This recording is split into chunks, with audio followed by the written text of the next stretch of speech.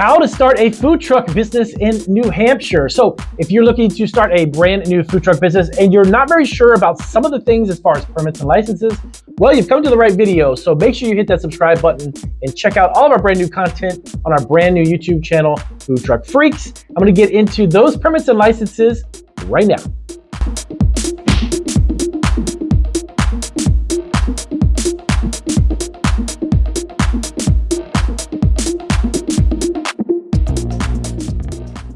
All right, so welcome back to Food Truck Freak. My name is Damian Roberti, founder and CEO of Marketing Food Online, which is actually our larger YouTube channel. We have several food entrepreneur channels here on YouTube, and Food Truck Freak is a brand new channel all dedicated to food truck industry and getting a food truck started. We're gonna have all kinds of great resources from where to find equipment, getting licenses, getting insurance even, and where to find your state-specific food truck information. So this video is all about everyone who is in the state of New Hampshire. So I'm gonna go through 9 specific things that you're gonna probably need. And the reason why I say probably is a lot of cities and counties do have variations on permits and licenses, but the bulk of what I'm about to tell you is pretty much what you're gonna need to get started. And we're gonna dive into a little bit more specific things as far as the types of sinks, licenses, and permits you'll need for the build out of your food truck as well. So let's dive right into it. Number 1, you're gonna need an EIN. Now, if you're gonna have employees, and actually if you're gonna generate business revenue, you're gonna need to have an EIN for your business, which is an employer identification number. Now you can actually get this free at the IRS website. It doesn't cost you anything. You go there, spend about 5 or 6 minutes or so, fill out the information, and it's kind of like a social security number dedicated to your food truck business in the state of New Hampshire. So an EIN is something you'll definitely need to get as well. Number 2, you need to create an LLC. Now, the reason why I say create an LLC is I've actually been in the food industry for over 30 years. I've been a food entrepreneur for over a decade, 12 years actually. My wife and I operate our own food business, and when we started our food business, including our bakery, we actually did it as an LLC. Why? I recommend it because it's a simpler form of business entity status, and it makes it very easy for you, and very quick, by the way, to actually do this. And as a matter of fact, you can even do it online. We've got some resources down below this video in the description section. Open up the description section. There's a link there to help you do it actually online. It takes about 10 to even 15 minutes, but an LLC is a limited liability corporation, okay? Now this actually is gonna allow you, limited liability company, it's gonna allow you the opportunity to create a simple business structure. And normally most food truck businesses, kind of like our business actually, my wife and I started it and we still run it ourselves. It makes it very simple for somebody who's kind of a sole proprietor. But a sole proprietorship is not something you want to dive into when it comes to a food truck business. Why? Because all of the liability all falls on your shoulders as a sole proprietor. And actually most states actually will require some entity status like a C Corp, S Corp, or LLC. But an LLC is actually one of the most easiest things to form, and it costs a lot less, and there's a heck of a lot of tax benefits too. Definitely check out with your accountant on that. I'm definitely not giving you tax advice, but I can tell you from my own experience, LLCs has helped us out tremendously when it comes to taxes. So number 3, you need to get a business license. Of course, a simple business license that you're gonna need to get normally from the city that you're gonna operate in. Now keep in mind that in some states, believe it or not, when you cross over different cities or even go to a different county, you may have to actually have a business license to conduct business with your mobile food truck. The reason why it's so different than other types of businesses is that the food truck is mobile.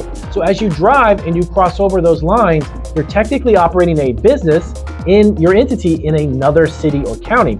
So be sure to double check with your city on that if you have to have any additional business licenses if you travel to a different county or different city. Number 4, you gotta have a valid driver's license. Now you're probably thinking to yourself, Damian, well that makes sense. Obviously I've gotta have a driver's license. Well, not only yourself, but I highly recommend you need to make sure that the people that you either hire or friends and family, whoever it is that's gonna be helping you out and assisting you, you need to make sure they too have a valid driver's license, because there could be that one day when you have to be somewhere else and there may be either your manager or whoever's in charge of the food truck. If you happen to not be there, they don't have a valid driver's license, and God forbid, but they get into a car accident or they hit somebody with your truck, that food truck is your actual business. And you need to make sure that everyone has a valid driver's license in order to operate it. And believe it or not, even in some states, they have a specific class type of license in order for you to even drive a food truck. It has nothing to do with your actual car license.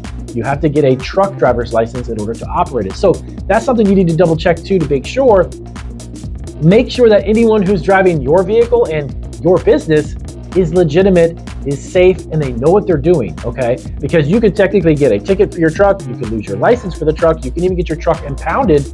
There's a lot of severe things that could happen if somebody's driving your food truck on your behalf and they don't have a valid license. So number 5, seller's permit. Now, this is something that's really super important. What exactly is a seller's permit? It's actually also known as a resale license. Some states will allow you to go ahead and get one of these because when you buy your ingredients, make sure that you're not being taxed on that. Because what happens is you create all of these food products that you're going to make in your food truck. You're bringing together ingredients, bringing together proteins and meats, whatever it may be, chicken, fish, whoever your suppliers are. You don't need to be paying sales tax when you buy those items because you're going to collect the sales tax when you make the transaction.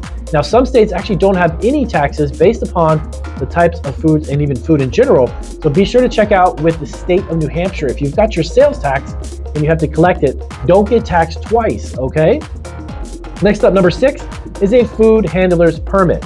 Now, there's a company called Serve Safe. Most of the time, a lot of these food handlers permits can actually be done directly through that program. But food handlers actually end up having to go through a really brief course and get certified, and actually teaches everyone from your employees or even yourself how to serve the food, how to store the food, how to keep any leftovers that you've got properly refrigerated, sanitation, cleaning the food truck, daily processes, and all of that. So make sure that you double check with the county. They may require that depending on the county that you are in New Hampshire. You may need to also get a food handler's permit, okay? Number 7, of course, your health department permit. You will get inspected by your health department within the city or county that you're operating in, and you'll have to pay for that as well. So keep in mind that the health department normally checks it off, and they're going to look through your truck before you even get the thumbs up to go ahead and start your business with your food truck. So the food inspection that will take place is going to be done by the health department, and you're going to have that as well. Now that normally varies. It can be anywhere from about $100 to about $150 for that. And that's also something that is renewed every single year. Next up, number 8 is your fire inspection. Yes, believe it or not, the fire department, like any other type of restaurant, is actually going to come in and double check your actual food truck to make sure everything's wired correctly. If you're operating generators that have gas or even propane, making sure that they are secured on the truck. Normally those are on the external and exterior part of the food truck itself, but you got to make sure that they are all wired correctly and they're operating and functioning right, including your equipment. Because food trucks are such a tight space and you have very limited amount of space, God forbid, a fire break out, for everyone to get out of the vehicle or off the vehicle, you need to make sure everything's functioning properly. So the fire department will come in, make sure everything, check it, make sure it's operating, turning on. If you have ovens, if you have coolers, if you have overhead ventilation systems, all of that stuff needs to be checked and made sure that it's operating properly. So the fire certificate is something you will definitely need to have as well. Number 9, and finally, most states, and including New Hampshire, will also require a commissary letter of agreement or a commissary kitchen that your food truck will be designated to use. Most of the food preparation prior to you going to an event will actually take place in a commercial kitchen. Not very many states allow you to do all the food prep prior to cooking on the vehicle itself. You'll have to have a designated commercial kitchen. And that's actually pretty cool, to be honest with you, because you've got a kitchen that is really much larger than a food truck. It allows you to prepare your food. At the end of the day, you get rid of your wastewater, you get rid of any other additional scraps of food, your trash, all the sanitation, wiping down if you've got extra paper towels or things you got to dispose of. All of that can get done at your commercial kitchen. And believe it or not, what's really great about it is that most commercial kitchens will allow you to park your food truck there overnight. Some places will charge you a little bit extra fee, but it's a great, safe way to park your food truck and leave it there for the day. And it's kind of like your contact point between you and your customer. So make sure you double check. You may actually need to have a commissary letter of agreement. Now, that agreement specifically is really simple. It's basically an agreement between you and the kitchen, stating that that is the one that you go to, you are paying for it, and you have insurance on it, et cetera, et cetera. So make sure you check out these from New Hampshire. And by the way, down below the video, I'll have a link right over to our blog and our website that'll bring you to the state of New Hampshire's website to bring you their page with even more information and more specifics on the cost and the variations of permits and licenses as well. So if you're going to start a food truck in New Hampshire, I just gave you 9 really great tips and information to help you out. If this was helpful, give us a big thumbs up. Make sure you subscribe. And if you know anybody who's starting a food truck business, tell them about Food Truck Freaks We definitely appreciate all of our new subscribers. And we're going to have all kinds of fantastic content, so you stick with us. And I'll see you guys on our next video.